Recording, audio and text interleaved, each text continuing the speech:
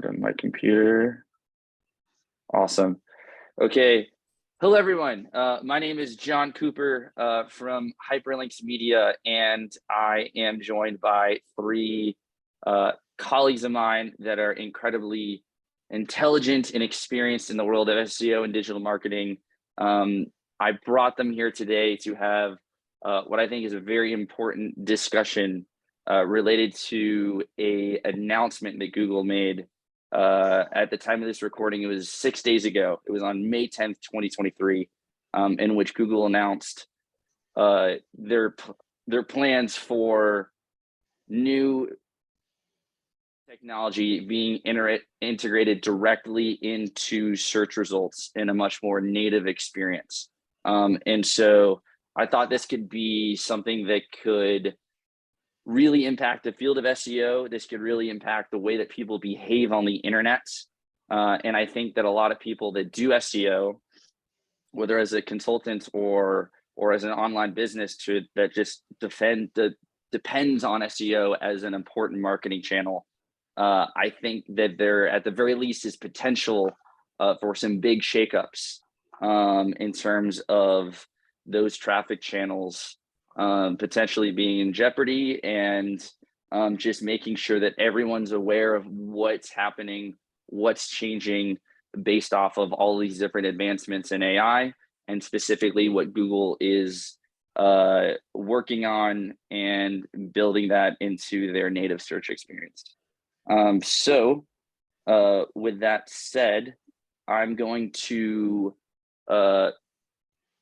introduce these three amazing guests. So we've got AJ Kohn from Blind 5-Year-Old. We've got Marie Haynes from Marie Haynes Consulting, and Cyrus Shepard from Zippy SEO.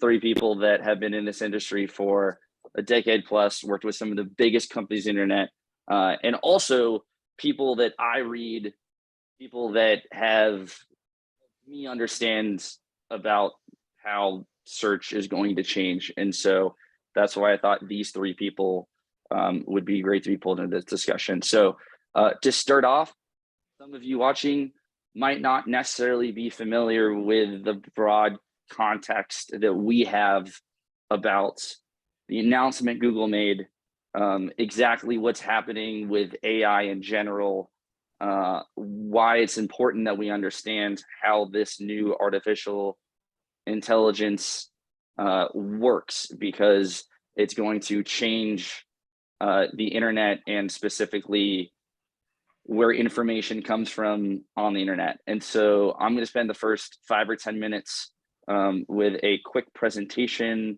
I put together some PowerPoint slides just to make it easier with visuals. For those listening, I will do my best to explain exactly what's on the screen. But with that said, I'm going to rapid fire sort of bring everybody up to speed here. So first off, starting this discussion. So yes, update or a news analysis was made on May 10th. Google talked about integrating AI into their native search experience. It was first talked about by the New York Times back in April under a different term called Project Maggie. So if you see different names for this, it's because there was an undercover name that the New York Times brought about. But essentially, Google's now public about sort of this new foray into using AI with search.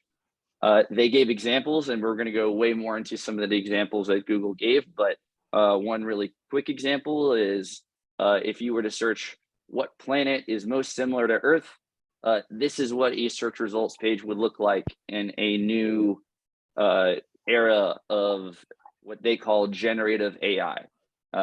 It's a much richer experience, very different than maybe a snippet of text in a list of links. And so what we're going to be talking about is exactly what we can glean from Google's announcement, and then also bringing people up to speed with sort of how did we get to this point, which is important to understand. Also, part of the reason you're doing this is because a lot of you are mad, me included. I didn't include an example of a screenshot that I tweeted pretty angrily, not thinking Google's treating the web kind of fairly, but essentially there's a lot of people talking about this. And again, that's why I sort of are doing this, this discussion. So quick background. Google's been getting their feet wet with pulling information directly into search results without people ever leaving Google. The earliest examples I can find, and I'm sure the other three people on this call might have more accurate dates and timelines here, but I found examples as far back as 2011 of people typing in super basic facts that's super common knowledge, such as the population of a city. I found examples in 2012 to where if you Googled a very famous thing, Google might pull in some, let's say a description in this case of what the Taj Mahal is. Instead of people having to click through to a Wikipedia page, getting a quick little answer of what the heck the Taj Mahal is. And from there, Google has more and more aggressively wanted to keep people on google.com, not leaving their app, not leaving their website, getting the answers and the information they want, while also playing nice with the producers of that content, because Google is a search engine. They are not the ultimate providers of information up until very recently. They are simply just pulling information from across the web, and SEOs and web publishers have had to play nice because they either help Google provide this information and hopefully get some of those clicks back to their website, or if they don't play ball, then not showing up in Google is kind of a big detrimental part to growing a business in the internet age. So anyways, Google has been slowly creeping into showing information directly in their search results pages. And that leads us to now. Now, the term that Google is using to explain this whole new big change is generative AI.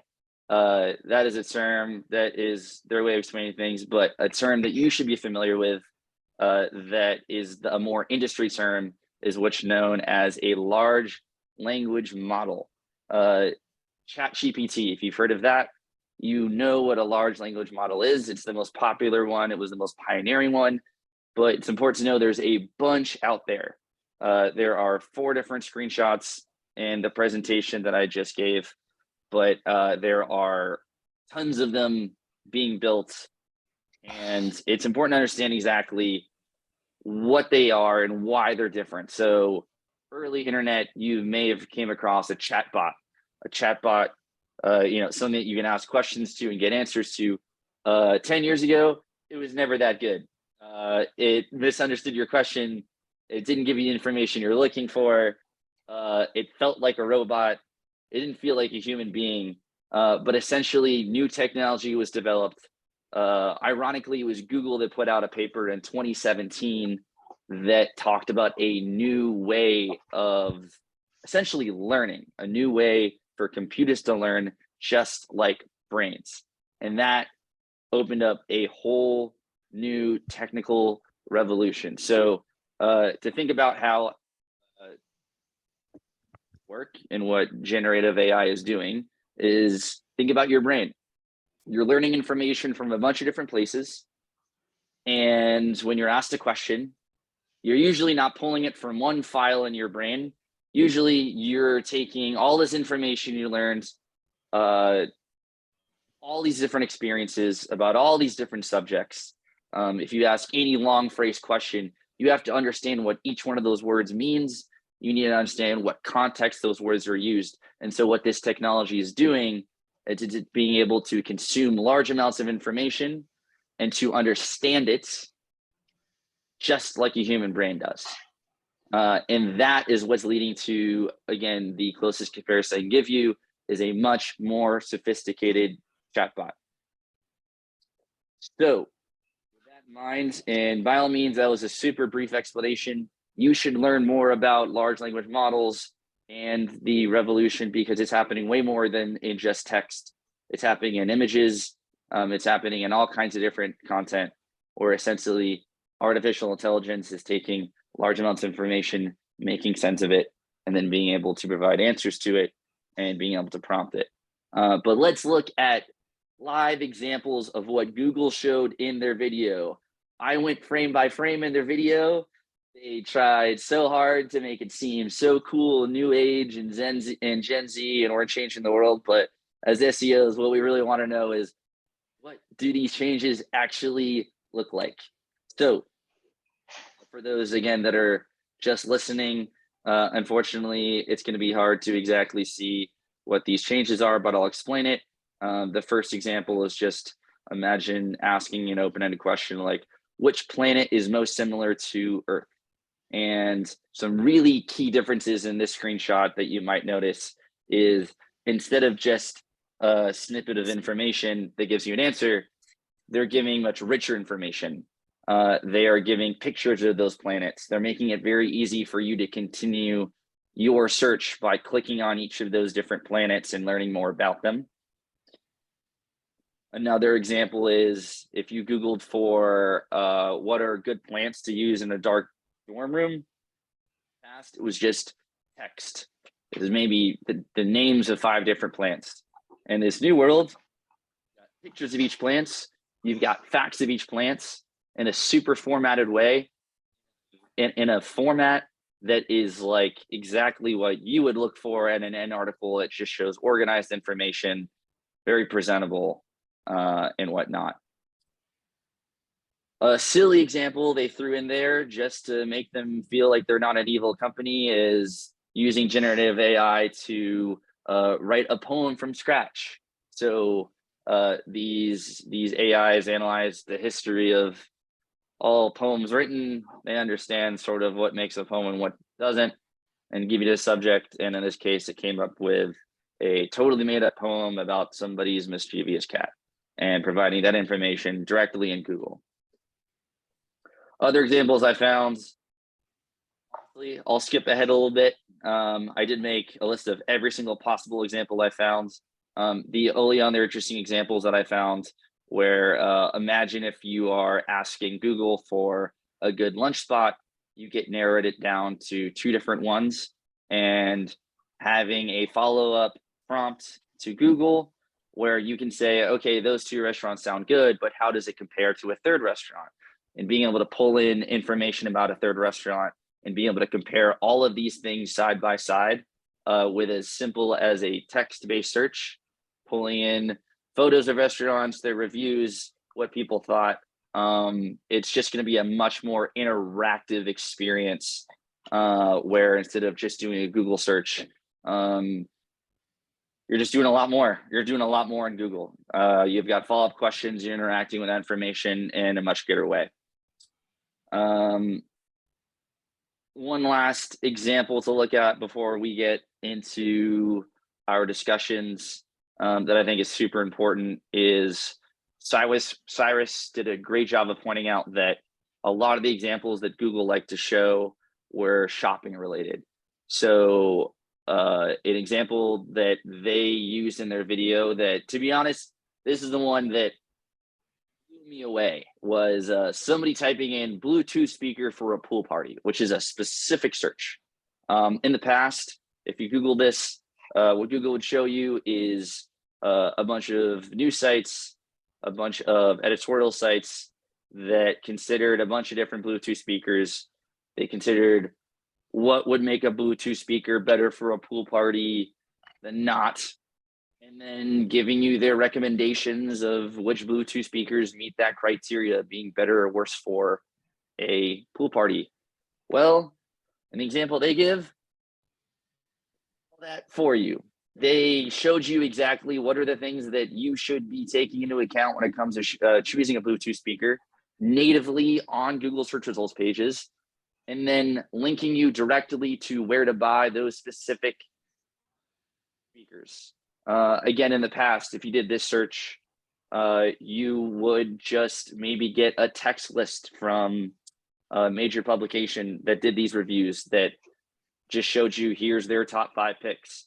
In this case, they're not just showing you their top 5 picks. They're actually, Google's giving you direct links to make those purchases. They're giving you additional information about each of those products.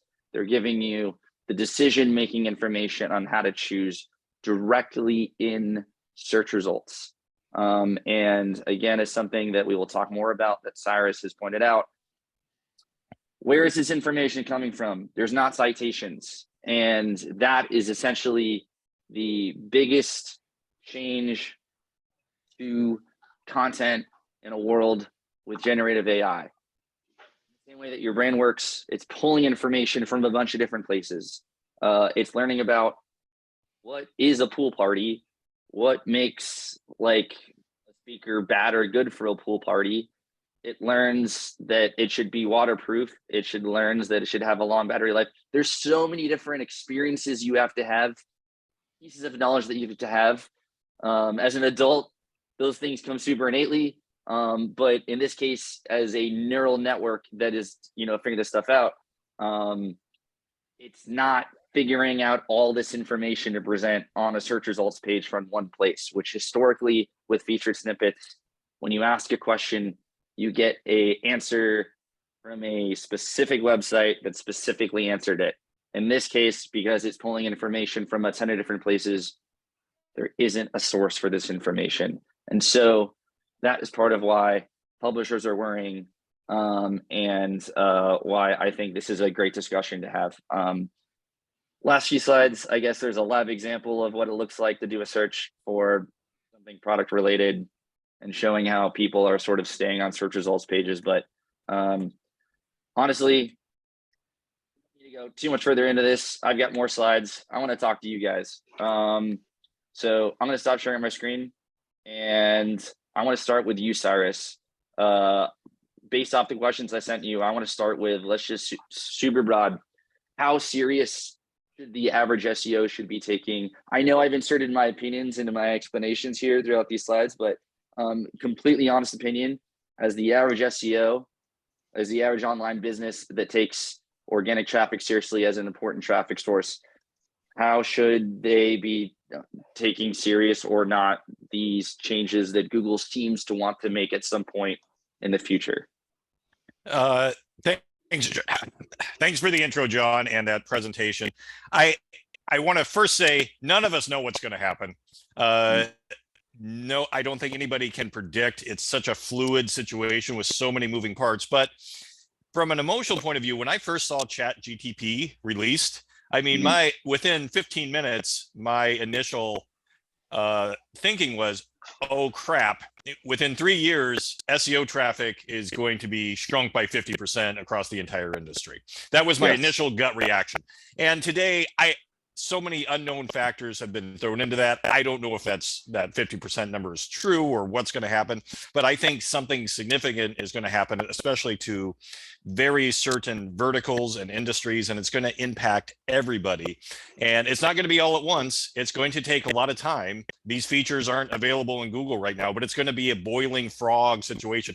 I think of it analogous to when Google introduced not provided in keyword traffics for those long-time SEOs. And Google was like, this only affects 1% of queries. Don't worry about it. Don't worry about it. And 1% turned into 5%, 10%, 20%.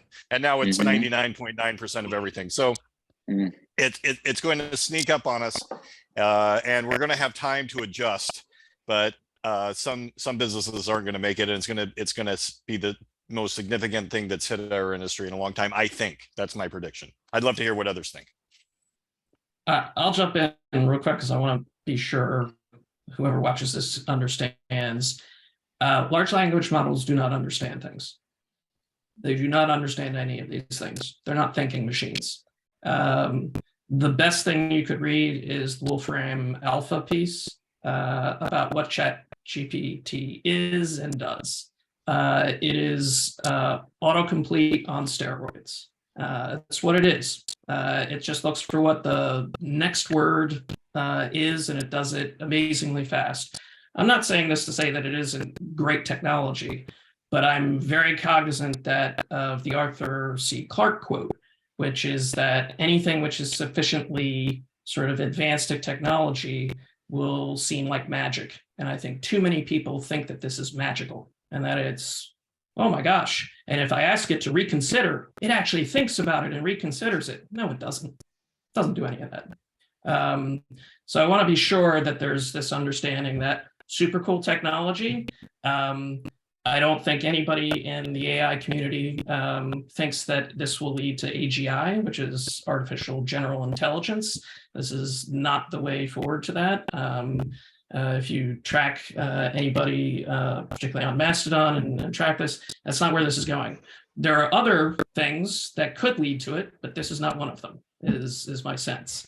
That is completely divorced from the impact that this can have. And yes, obviously, you put a whole bunch of this at the top, you're going to have a bunch. I think Rand hit it pretty well, in my opinion, in saying like the rich are going to get richer in many respects, and that ranking well organically is probably your best shot of appearing in the SGE part of the results. And so I don't know. I picture this as like SEOs will be in even more demand, because it's not going to be enough to rank 6th, because at that point 6th is like being on page 2, right?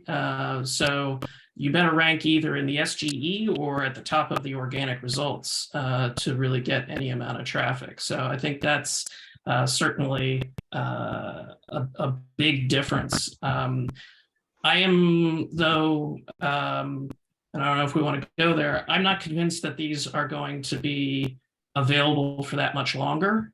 There's a lot of legal headwinds. Steve Huffman has already said, you want to use Reddit, you're going to have to pony up and pay for that content.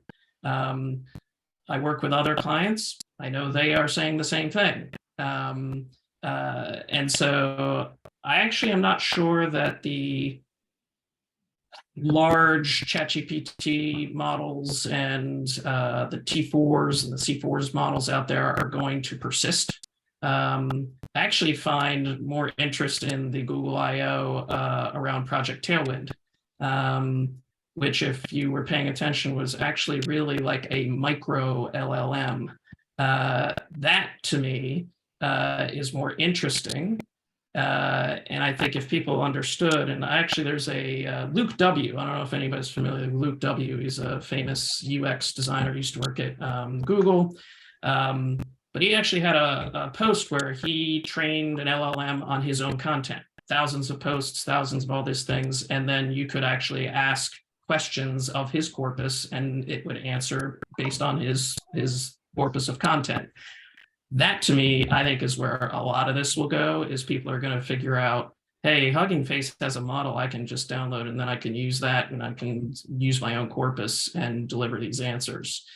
If that's the case, more and more people will basically say, you can't use my content in your large language models, and it kind of falls apart. So I'm not saying it's over, but I see, I don't know where it will lead, but I would say OpenAI made it really clear that the deal people had with Google was actually better than they thought, right? It was like, which is pretty amazing, right? Like, few people can make Google look good, right? You know, to a lot of people. But, you know, Google was like, hey, we'll scrape your content and we'll use it in the index, and in return, we'll send you some free traffic, right? And people went, okay, like, I guess that's good. But then OpenAI is like, ChatGPT is like, oh, we'll scrape all your content, we'll munge it all together and homogenize it, and then we're not going to tell anybody that it's yours and send them to you. And people were like, that seems less good to me now, right? And so because of that, I don't think that the economic forces are aligned for this to be a sustainable long-term endeavor. So I'm interested in it all, but I'm reserving my sort of sky is falling predictions until I see how sort of the landscape sort of clears. I'm more interested in unlocking the content, and I talked to John about this offline. There is content that we literally couldn't produce and optimize for, but with these types of generative AI models, we actually could bring some of those to search results. So I think the one that I like the most is like school board meeting minutes. No journalist, no paper can afford to send a journalist to cover school board meetings and to report on them. There's still a lot of interest in it, But if you can actually throw a large language model at that and say like, hey, write a story based on the meeting minutes for the school board, that's pretty cool, right? Like then suddenly there's like lots of new like capabilities and lots of new niches. And if you're an SEO, it's all about finding the niches where people aren't, right? Where are people not? That's where I can make my money. So I see lots of danger, but I also see lots of opportunity. Gotcha. Marie, what do you think? I think that the search generative experience is something that, I mean, yes, Google says that it's an experiment at this point. And so there's two ways that it could go. One is that it remains an experiment and we say, well, that's kind of cool that AI can do that thing. And maybe people don't like it. You know, when Bard first came out, and it still is, you know, it's not great for a lot of things, you know, and I thought it was going to blow me away more than it did. And I think people are underestimating what Google can accomplish with the SGE. So in one sense, it's possible that this remains an experiment and it doesn't impact websites. And we continue to go to websites, you know, the way that we always have. I think the second scenario is more likely though. And I don't want to say that I'm in the sky is falling category, but I think that things are changing dramatically and they're going to change really quickly. Sundar Pichai from Google said that he believes that AI technology, what we're seeing happen today with large language models, with the things that we're doing with AI, is more profound than electricity or fire. That's like a pretty big statement, right? I don't think that's something that he would say lightly. So now, it's possible maybe that's just marketing, and maybe, you know, Google's trying to make it sound like they've got more in store than they really do. But I do believe that what we saw announced at I/O is the start of world-changing things.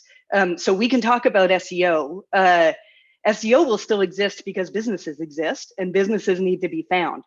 The problem is that a lot of the businesses that exist today only exist because of the opportunity that Google gave us. So, you know, for many, many years, a lot of businesses that I consult with create content that answers questions for people. And Google gave us that opportunity to create content, and then they would send us traffic. And as we've seen over the years, they've sent us less and less traffic. Well, Google's mission has always been to organize the world's information and make it accessible to everybody. That's their mission. And what they're doing with AI today is not like I hear people saying, you know, oh, Bing forced them to do this, you know, it wasn't in the plans, and now Google's scraping together a plan. It's very interesting that you said it in your presentation, John, that you first started seeing Google provide these answers in 2011. So Panda is what started, the Panda algorithm started in 2011, right? Early 2011. And when you look at the blog post that Google gave us to announce that Panda was coming out, you know, we all took it as, oh, this is about thin and duplicate content. But they gave us this list of questions, which are essentially the helpful content questions today. And they told us that we build algorithms to try to reward content that fits these criteria. And at first, when that happened, you know, SEOs, we couldn't grasp, well, we understood information retrieval, we understood PageRank, you know, we understand many ways that a rules-based algorithm works, but we had no concept of the time of what deep learning could do in this. And so I don't know how much we want to get into here. And a lot of this is, you know, theory, just like Cyrus said, we're all guessing, you know, we're all taking our best guess. Totally. But what I see is that Google is successfully rewarding content that aligns with what they've told us. And they're using AI to do that. And this is just the logical next step that Google provides information. And a lot of the websites that currently provide information are not going to be needed. And that's huge. And I think that a lot of our industry has been, and some rightfully so, critical about AI and about ChatGPT and about Bard and things that, you know, large language models make all sorts of mistakes and do some things that are not good. But I think we're doing our clients and our industry a disservice to not be finding all the things that it can do, because it's incredibly powerful. So I personally believe that this is not just an experiment from Google, that we're going to see them answering questions. Pretty much any informational question can be answered by AI. And in the next model that they talked about at I/O with Gemini, that's going to involve also generative, Google actually creating images and video and all sorts of things that I think we can't even comprehend. I think I'll finish with this, that I've been telling clients that it's me making predictions is sort of like a blacksmith trying to describe how to merge onto the freeway. Like I don't think we can comprehend the things that are coming in store, especially with the tool set that Google's giving us to use AI in our businesses as well. So I'll stop there because I could babble on forever, but I do think this is a big change. No, this is awesome. I'm also can I pay Cyrus and AJ to not have to leave in 20 minutes, because I would kill to have you guys. I would have so many questions for you. We can condense it, but I'm putting it back in your mind. If you can somehow get out of that, I will pay you money. Let me send a message. Okay. I'll see what I can do. We are scraping the surface, and there are so many implications. Each one of you talked about entirely different facets that I want to explore. And so I'll definitely prioritize the ones that have to go first. But I guess so. The first thing I want to clarify. So AJ, you mentioned regulation, and that, like, there's a big potential roadblock ahead with the laws surrounding, like, the training data used to generate these models.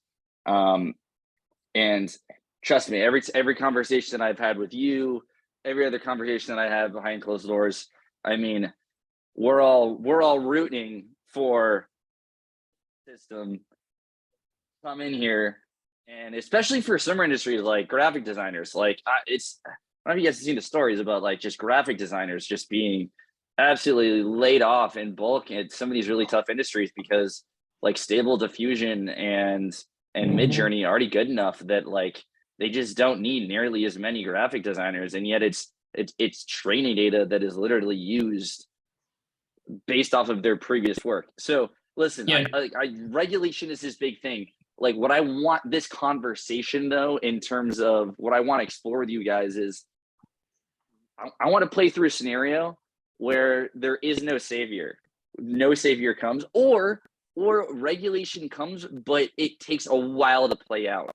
Because I think we could see class actions. I think we can see lots of internet publishers that come in and say, hey, this is not cool. We think this is illegal. What you're doing with generative AI and ChatGPT, you're training. So for context, I block comment crawl from all my websites now. They are used to train ChatGPT and some other different models. I've formally reached out to Common Crawl to remove my websites from their previous data sets. They ain't budging. They don't care. They're not doing anything. I've looked into removing my websites from the C4 data set, which is what Google uses. No luck. Okay. So I've made those attempts, but I want to have conversations where, let's say, there isn't a savior here from the legal system. So with that in mind, that, like, regulations aren't coming, or let's pretend that they don't come, based off of the other questions that I had pulled up for you guys. But I guess my next question is, AJ, I guess looking down the road years from now, where, let's say, Google greatly expands these generative AI searches, who are the biggest winners and who are the biggest losers here? I mean, I think it depends on how they cite things and how they're doing that. I can't imagine that they're going to cite the smaller publications. It's just not how I see it working. I also, just to be clear, I don't think there's a governmental regulation solution, at least here in the US. The European Union might do something.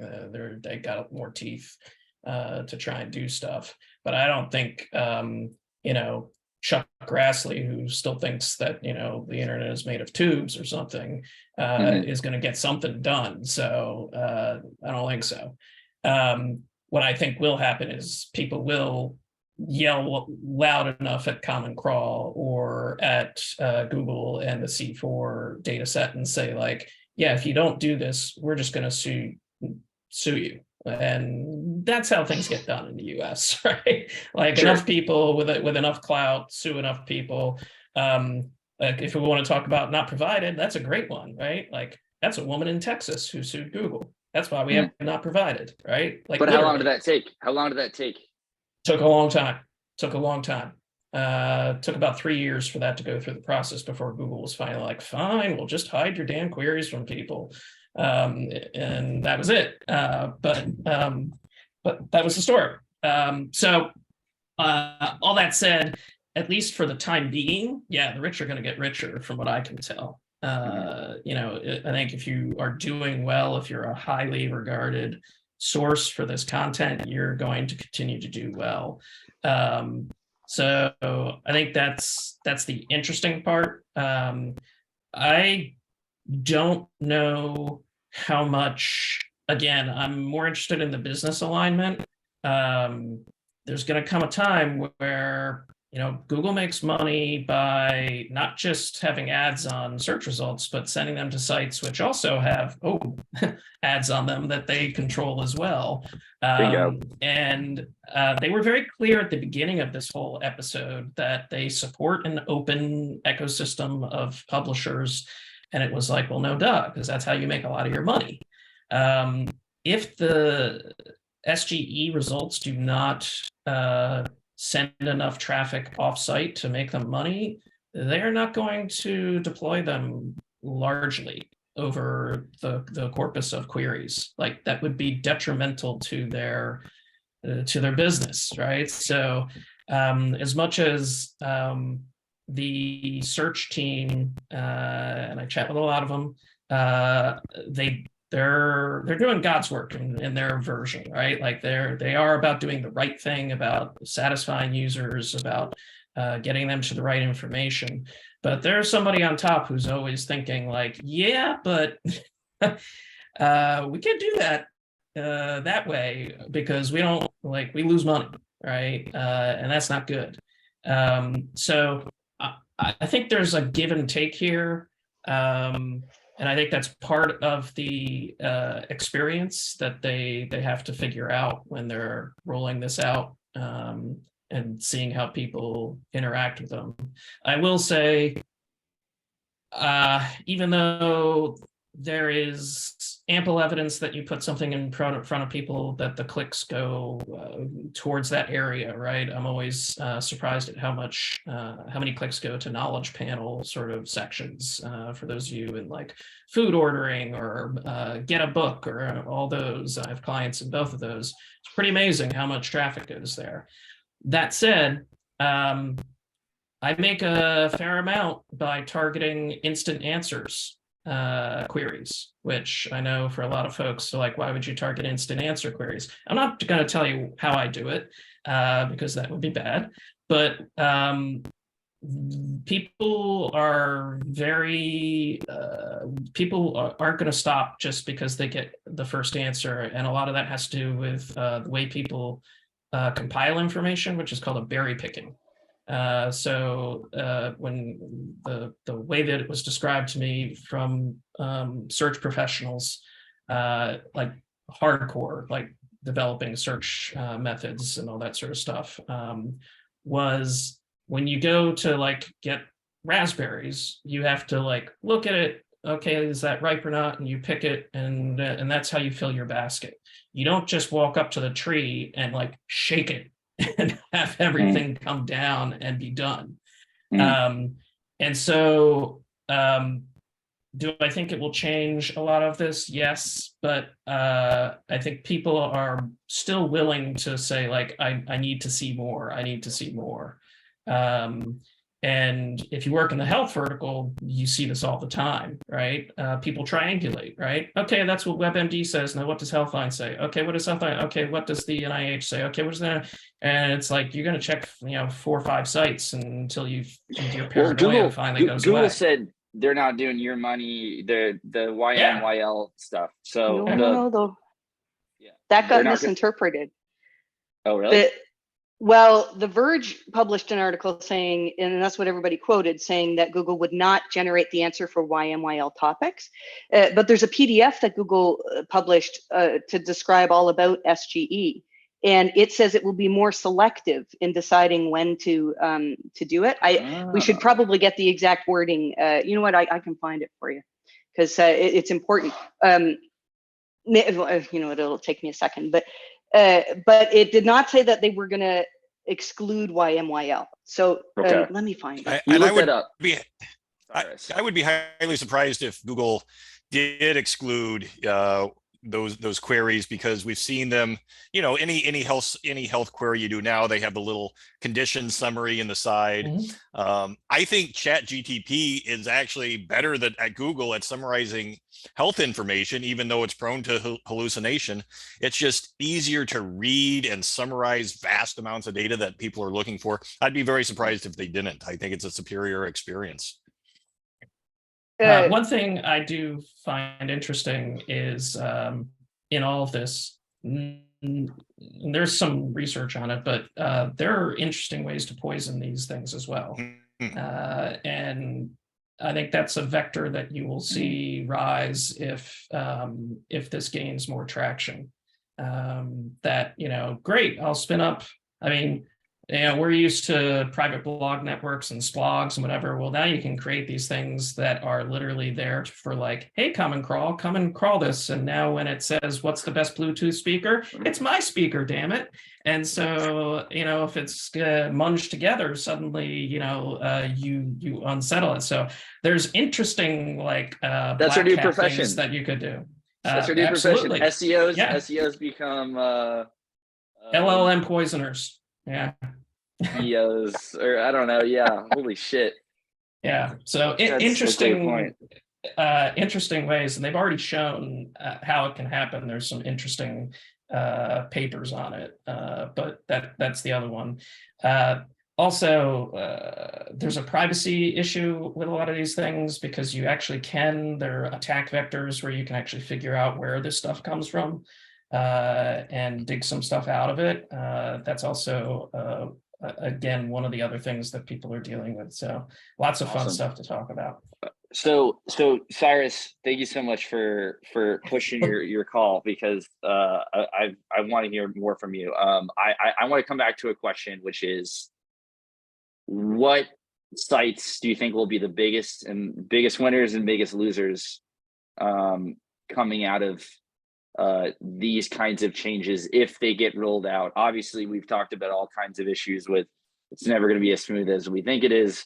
It might not happen quickly. But if you are an online business owner and you're looking at these things, which ones should be the most concerned as being on the wrong side of this versus being in the clear? I have a strong opinion, so I will speak up. Yes, good. And the stronger my opinion, the more wrong I usually am. So we can talk about that.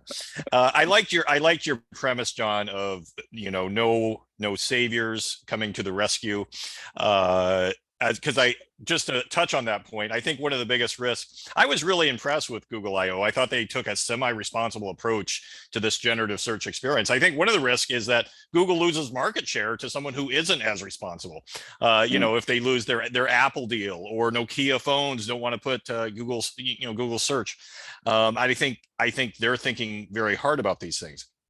But going specifically to your question, I think if people are looking for very simple answers, this might be an oversimplification. I think the two biggest areas where we're going to see Google generative search experience appear are any query right now that generates a featured snippet, because these are ripe to put AI answers on. I think Google might hesitate to put generative search experience on very ad heavy queries right now because they don't want to cannibalize their ad business, even though they're showing ads in their screenshots and their presentations. But going back to your opening example, best Bluetooth speaker, I think affiliate sites that generate reviews and links to various content, I think those are the biggest at risk. And I think there's a big reason for that is those experiences right now suck.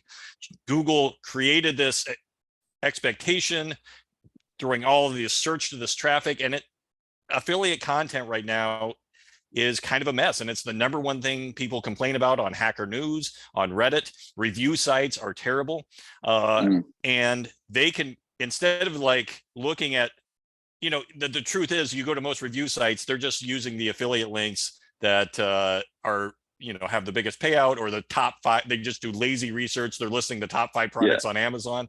Yeah. Google can create an experience now where they're collating all the mentions of a product on Reddit, on Hacker News, on forum sites, and they can provide such a superior experience for reviews and directly monetize it. I think review sites are most in trouble. Then you have a chicken and egg problem. Who's going to produce that content? Who's going to do the reviews? I don't know, but that's my oversimplification. I do know, and I just, so last night preparing for this, because I was so excited to talk to you guys, and I just want to have my shit together when I was like talking in public about it. But I was thinking about you're literally one of my clear takeaways is those affiliate review sites are like, for better word, I think they're fucked. I think their days are numbered. And in terms of how do you replace authentic reviews, there is already plenty of people that give reviews that aren't expecting anything out of it.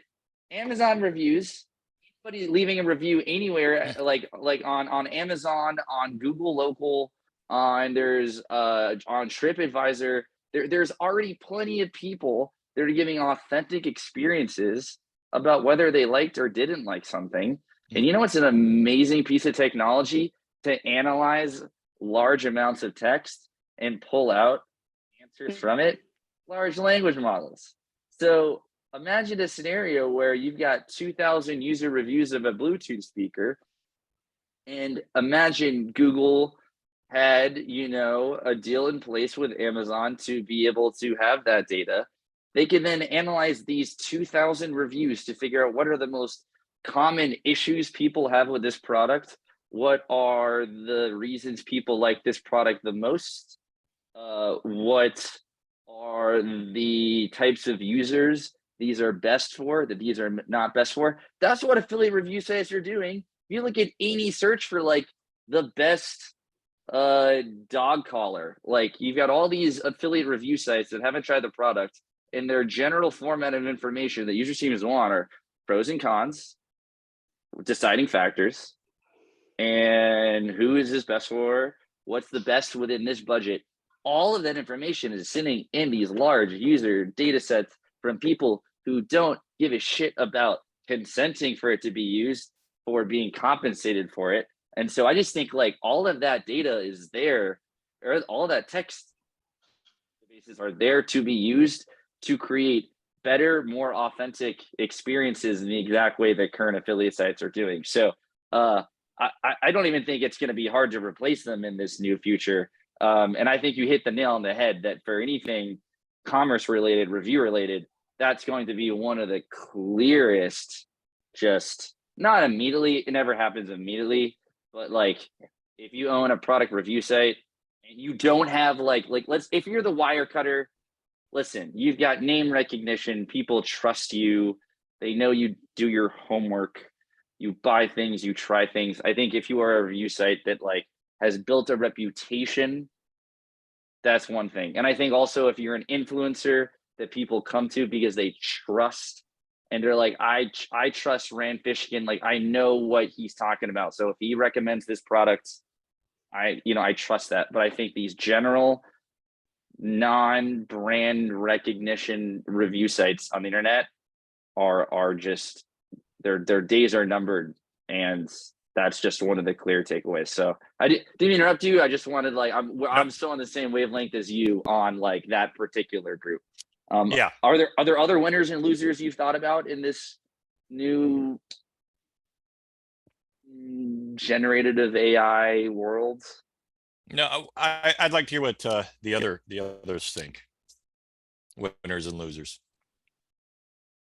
Marie, who's going to win? Who's going to lose? Who's going to win? Who's going to win is companies with data. So, we have this talk about privacy and about restricting our information from being crawled and perhaps being used to train language models. But what about the opposite? So Google talked in their I/O presentation about privacy and about, it really sounds like they said that we'd be able to train models on our websites. I think AJ was talking about Project Tailwind. That sounds to me like you'll be able to train an LLM on your Google Docs. Now, is that AJ? Is that how you interpreted that? And that is how I interpret it. They didn't cast it in that light. They made a pitch for more educational purposes, but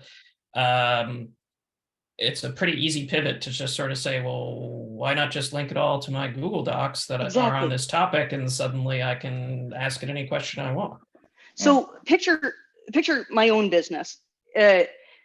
I, for 15 years, have been documenting everything I can about what Google said, what Google search said, what changed in Google's documentation, like everything. And I'm not sure why I do it.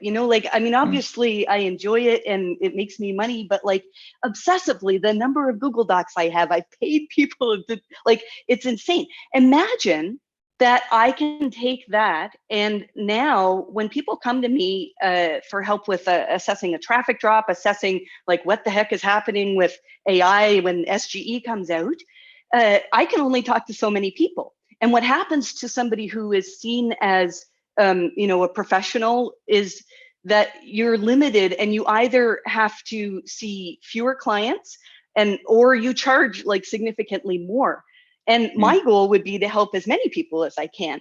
Well, what if I have a language model that you're essentially dialoguing with, not me, but all of the data that I've collected, all of my, here's my set of advice for this situation. Here's the advice I've given to other clients on this situation, and putting it all together where, the questions that come to me like, oh my goodness, my traffic dropped starting on November 15th last year, and I can't figure out why. Well, my LLM could answer all of that, combined with the knowledge in the knowledge graph, grounded by that knowledge. So to me, I see this huge opportunity. Now, I'm just an individual, but I think there's two ways that I can go with this excitement. One is for other businesses, so say you're a large business that has tons of financial data that you're collating and you're doing all sorts of things with. I think there's tons of stuff that you could do in allowing people paid access to that data in certain ways. But also for individuals. So we talk about, I do agree that if you have an affiliate website where all you're doing is collating information and saying oh, these reviews say this, and stuff that could be answered by an AI generated answer, those sites are not going to last for very long. But there's a reason why Google's pushing experience. And they told us just recently that an upcoming update to the helpful content system is going to be rewarding personal experience. And so there's certain things that can be told to you by information, but then there will also be people who seek out that blogger who has used the product and is like, here I am using it right now. Here's actual firsthand experience. I believe those are going to be the types of websites that appear next to the AI generated answer, and the opportunities for content creation are huge. Now, people would say, well, why would anybody create content? Because how am I going to make money from it? Nobody's paying attention to Google just announced the Reader Revenue Program. And it's been around for a while, but now it's open not just for news sites, but it's a Reader Revenue Manager. And I got an email a few weeks ago saying that it's open to, I don't know if bloggers is the right word, but to individuals. And it's super easy. You set it up on your website, and then you can charge for subscriptions. And so I could very easily create a folder on my website and say, look, I'm going to put all the new information I learned about AI, all the stuff that I've been advising clients, all the strategy that I'm allowed to share with people, I could put that in that folder, and very easily with Google Reader Revenue Manager, and it's also subscribed with Google, is the program that works. I can get people to subscribe to that. Now, I think I'm seeing way ahead because I don't think it's quite ready yet, and I can't actually use it for what I want to do right now. But I see the day where, imagine that I've got my LLM that's trained on my Google Docs and all of the advice that I've not only given over the years, but I continue to give. Totally. Then, and it's continually updating. I don't know if that capability will be there. And then I can charge access to that, of which I believe Reader Revenue Manager, I think Google takes 5%. So to me, that's the new business model, because people will stop going to websites if the AI generated answer gives them the information that they're looking for.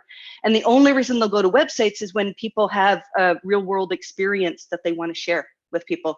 So that's why experience is so important to Google. And so I think we're going to see like a massive shift from not people who know how to do SEO and know how to create content that are succeeding, but instead the people who are succeeding are the ones who actually have like the skills to share. And it cuts away all of the, when I publish my newsletter, the red tape that I have to go through, like the WordPress stuff and the like, oh, Stripe's not working, and like all of these things, I think Google's going to strip away all of that over the next few years and make it so that content creation is actually what it's supposed to be. Not let's create content to see what we can make the most money on by gaming Google's algorithms, but instead let's actually create content that people are searching out and seeking beyond the AI generated answer. And then people are going to profit from that. So that's what I see. I'm grieved over I think there's going to be a lot of job loss as we see this shift. But I also see so much opportunity for making people's lives better and for making money as well in this new system. Totally. So so just to jump in, we've got 10 minutes left. I got one question that I'm going to ask each of Cyrus and AJ. Okay. And I just respect your guys' time here. So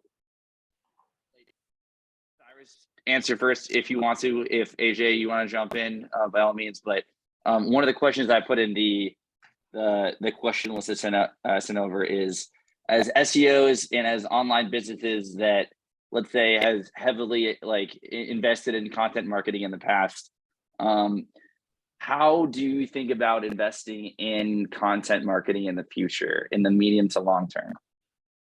I want to jump in because I want to piggyback off something Marie said, which is, companies with data. And John, you came up with an example of graphic designers getting decimated, across certain industries. That's really relevant to me because my wife, who's, in the next room, working her job, she's a graphic designer, but she makes maps. She makes highly specialized maps, and her job is not at risk because it's going to be years before AI could do what she does, I think. And so going back, and we mentioned Rand Fishkin, his classic advice: if you want to succeed in online marketing, do things that don't scale. And I think those are always going to be the winners in any sort of online marketing. And that's not producing content that anybody else that can produce, but producing content that's hard to produce with unique perspectives, unique data, whether it's tools, images, videos. We saw a lot of videos linked to in these screenshots by Google. Sure, they go to YouTube, they go to other Google-owned properties, and I think that's something we haven't talked about, that a lot of the links go to Google-owned properties. But if I were a business right now, there's two ways to think about it. One, there's a group of people right now that are using AI to generate as much content as they possibly can, and it's cheap and it's not the greatest content in the world, but they want to take advantage of, whatever gold rush they can before the tide starts to shift. But long term, I think you're investing in things that are very hard, that are unique to your business, your unique knowledge, and doing things that cannot be produced by ChatGPT or generative search, because those are things that are going to win long run, are going to earn links, attention, and market share. And that's my 5-minute nutshell. Things that don't scale. Oh yeah, awesome. I'll piggyback on that as well. I always tell people most people are allergic to work, and if you are not allergic to work, you will usually win. That's just basically how it works, which is just sort of it's another kind of a twist on what Rand said, like do the thing that doesn't scale, because no one wants to do the things that don't scale, right? It's like, oof, that's work. I'm allergic to work. I don't want to do that, right? I mean, there are times when I talk to clients and I'm like, they're like, oh, well, we'd have to do this over 20,000 like products. I was like, like, what's the problem? All right, do it. Like, do you not have someone who can just make their eyeballs bleed for 2 weeks to update all these things? Like, it's not tough, right? It's not fun sometimes, but it's not tough. So I agree. My advice generally has been, don't use generative AI to write article content on stuff. Like, I just don't think that's a great use of it. Of like, hey, write an article about like, the best tips on international SEO. Like, it's just going to be garbage at the end of the day. It's not going to do that much. I mean, there were people who were doing stuff like interesting stuff about like, hey, take the S1s and write a story based on, the S1. That's more interesting, right? That's stuff where it's like, all right, that's a dense freaking document. I mean, Bill Slawski, for, may rest in peace. We don't have somebody who's looking at Google patents, but okay. Can we have articles written about Google patents based on this? Might be interesting, right? No one else is doing it now. That's a fantastic idea. It is, yeah. I like right? it. And just have it spit it out, right? And the new patent filed, like here it is, right? So I think there are interesting methods. I'll use it all day long to write alt text, to write meta descriptions, like go for it, right? Things that I don't care that much about, that don't scale well, that I don't think you should invest the time in. I mean, Azure is a favorite of clients, does a great job with alt text. And that's not a large language model, but it's another type of AI. And they work fantastically. So I think anybody who's willing to implement these technologies the right way. I do like the data. If you have data to use and to do that, or if you can find the data sources that no one else is using. I mean, think about all of, I know John knows a little bit about this, all the government feeds about data and the stuff that they have that are kind of not particularly like accessible. Well, drag it down and point an LLM at it, and suddenly you've got stuff. So I think there's lots of creative uses for it. But the way that most people are using it is like, let me vomit up, 20,000 pages of, aggregated stuff of this, that, and the other thing that it looks like everything else. And so I guess what I'm saying is I think most people are viewing this as article spinning 2.0, and that's what they're using it for, instead of finding a different, like how to unlock different content and then bring it to people and find those niches. All of my side hustles and sites are built on like very niche, long tail queries that even when I found them, I was like, really? Like, there's that much volume here? Like, yep, there is, right? Like, people search for this stuff, and not many people optimize for it, right? Yeah. So I think there's a world out there of stuff to do. And, what I'm most interested in and that I have no idea is I tell clients all search is going more long tail, right? I've never been someone, because of the clients that I work with, I don't chase head terms or even torso terms. It's always long tail, right? Let me go to the long tail. That's where I get all my traffic. So I'm most interested in like, well, how much are they going to try and hit the long tail? And does this just extend the long tail even more? Like, instead of going for 7-word queries, do I need to go for the 9-word queries now? Right? Yeah, I don't know. yeah. But Definitely. Definitely. you know, as I think it will, unfortunately, I think the last thing that I would say, because we have a really bad dynamic in this industry right now of the people who need our services, the people who need our services versus the people who give the services.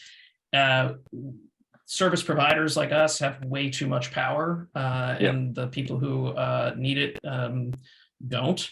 And this loop that we're talking about is going to make that much worse, because I just don't think that the normal client, the normal provider, the people looking for these services, and the number of people who are going to be able to implement something ethically or well done is going to shrink. So more demand, less good providers.